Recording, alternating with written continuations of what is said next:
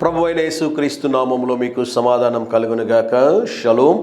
విమాన ప్రయాణాల్ని మనము ఆలోచన చేసినట్లయితే ఒక ప్రాంతం నుంచి మరొక ప్రాంతానికి వెళ్ళాలి. ఉదాహరణకి ఒక విమానము హైదరాబాద్ నుండి చెన్నై వెళ్ళాలి అంటే ఎయిర్ ట్రాఫిక్ కంట్రోల్ అని ఉంటుంది, ఆ ఏటీసీ అంటారు.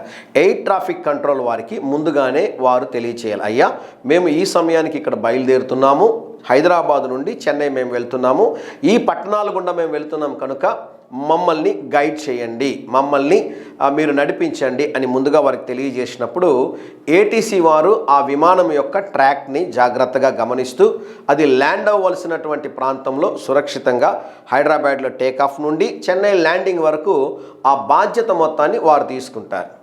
ఏటీసీతో ఎప్పుడైతే సంబంధాలు కట్ అయిపోతాయో విమానము ప్రమాదాలకి గురవుతుంది, విమానాలు మిస్ అయిపోతాయి, విమానాలు తప్పిపోతాయి. కనుక జాగ్రత్తగా వారు ఏం చేస్తారు అంటే భూమి మీద నుండి ఏటీసీ వారు చెప్పే ప్రతి మాటను జాగ్రత్తగా విని విమానాన్ని ముందుకు నడిపిస్తారు.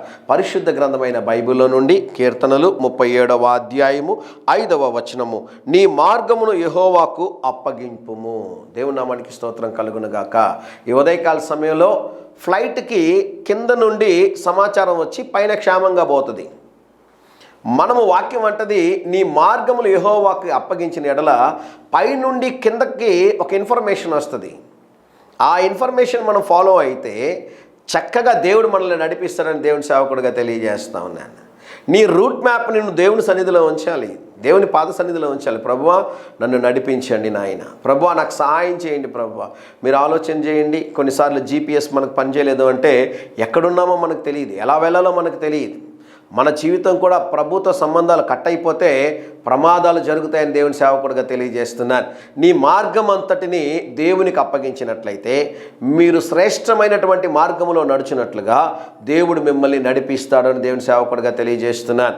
వాక్యంలో ఒక మాట ఉంటుంది కదా, నేనే మార్గము. ఆయన మార్గములు అన్నీ కూడా మీకు ఆశీర్వాదకరంగా దీవెనకరంగా ఉంటాయి. దేవుడు నడిపించు మార్గంలో ప్రమాదాలు రావని దాని అర్థం కాదు.